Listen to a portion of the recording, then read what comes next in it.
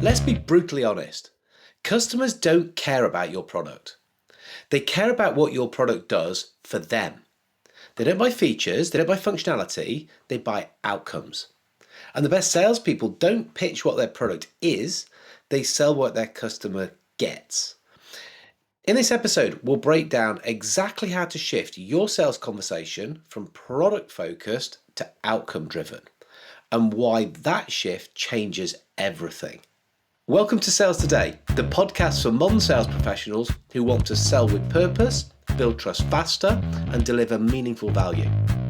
I'm Fred Copestake, sales consultant, trainer, and author of Selling Through Partnering Skills, Hybrid Selling, and Ethical Selling. Every week, we take one key sales principle and show you how to apply it, simply, practically, and effectively. So features don't close deals. Results do. When you sell outcomes, you clarify your value, you build confidence, you reduce objections, and you help customers make faster decisions. That urgency that so many salespeople talk about. So in today's episode, we'll cover why outcomes matter more than features, the 3 outcome types every seller must understand, and how to position outcomes clearly through the sales process. So let's kick off with thinking about why selling outcomes changes the game. So think about how most sales conversations start. Here's our product, here are our features, here how it works. That's product-based selling. It forces customers to do the hard work of connecting features to business results. Outcome-based selling flips it. Here's the result you'll achieve. Here's the impact on your business. Here's why this matters to you. The customer doesn't really buy your system. They buy the improvement your system delivers. So when you get into the habit of selling outcomes, it's going to differentiate you from feature pitching competitors. It'll make the ROI crystal clear for your customers. And so that speeds up the decision making by reducing any ambiguity. So there's broadly, or simply, perhaps I should say, 3 key types of outcomes. These are the types that your customer really cares about. Once you can work out which one matters most, then you can tailor your entire conversation. So first up, we've got financial outcomes. So this will be stuff like cost savings, revenue growth, ROI. An example might be, our system reduces energy costs by 25%.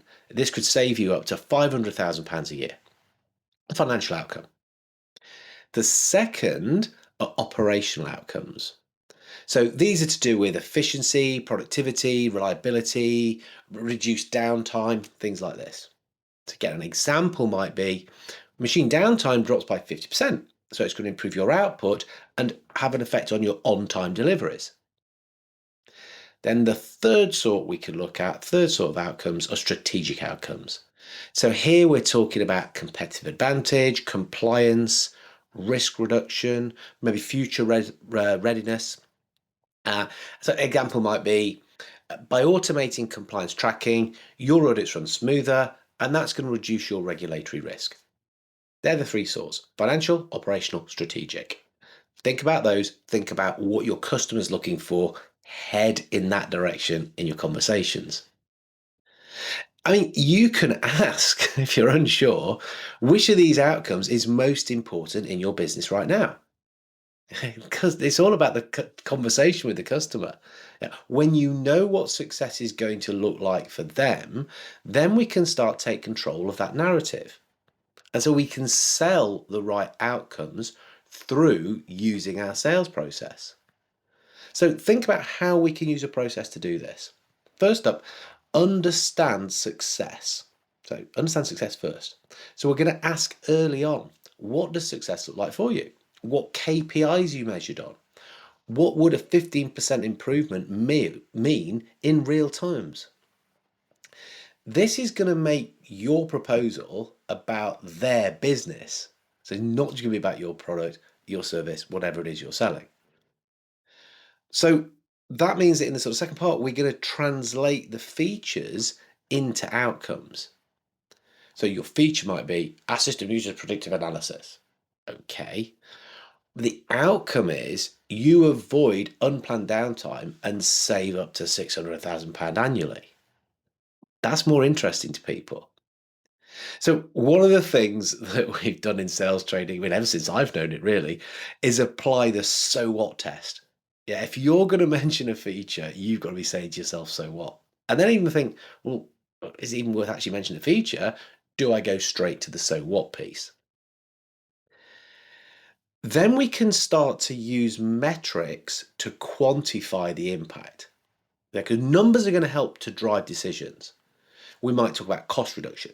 That's £500,000 in savings. It might be efficiency gains. Oh, we can cut down time by 40%. It could be revenue growth. Yeah, sales will increase by 15%. The more specific we can be, the more powerful. And if we've got customer data that we can plug into that, so it's absolutely about them, they'll recognize it as theirs, it's going to be even more powerful. Then what we can do is we can tell outcome focused stories. Now, I've talked about stories in a different podcast. Go and have a listen to that one. Yeah, there's a structure behind stories. And then for outcomes, I mean, the most simple one you could talk about is challenge, solution, outcome. Yeah, challenge they have, solution you put together, shortest bit, then the outcome that they got. So before, a manufacturer similar to you was experiencing 12 hours of unplanned downtime monthly. It was costing them 1.2 million annually. After implementation, downtime dropped by 50%. And so they were saving £600,000 a year.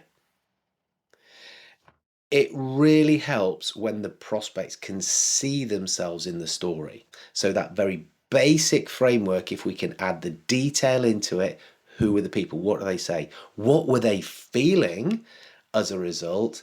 That's going to bring it to life. Let's say I cover that in the other podcast. Go and have a listen. And so what we want to do is reinforce those outcomes at every stage.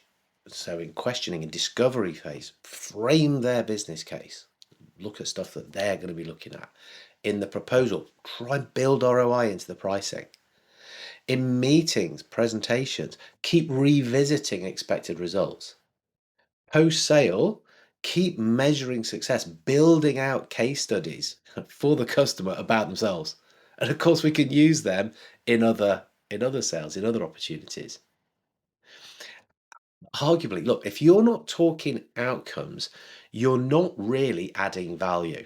And we know that today, probably more than ever before, we have to be focusing in on the value the customer gets. Remember, it's like beauty. In the eye of the beholder, they define it. But we can sit alongside them and help them to define it. So, time for a little gut check, time for a bit of reflection. In your last sales meeting, your last sales call, how many times did you reference their business results against your product features? Their business results against your product features. Yeah, what would the ratio be there? If there's more on product features, you're getting the balance wrong. It's all about what they are going to get. Have a think about that. So yeah, let's start to wrap this up. Always said we're going to keep these new style podcasts shorter, to the point.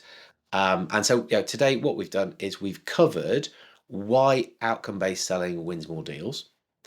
Those three core outcomes you can focus on, because the customer is. So financial, operation, strategic. And how to bake outcomes into every step of your sales process.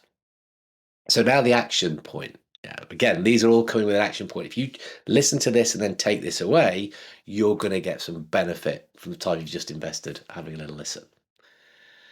So what you need to do is map out the financial outcome that you think they might care about, your customer, the operational improvement you think they might want, the strategic goal that you believe they're chasing. That preparation, that thinking, use it to shape your next meeting or your proposal, depends where you are in the sales process. Watch how it changes the conversation. Watch how it gets better in the elevator. So, if this episode has sharpened your thinking, subscribe, share it with your sales team, connect with me on LinkedIn, tell me you've heard it. Have a look at the scorecard below. That's going to drive and stimulate more thinking for you. But I'm Fred Copestake. This is Sales Today. Until next time, sell outcomes, not products, and keep selling the right way.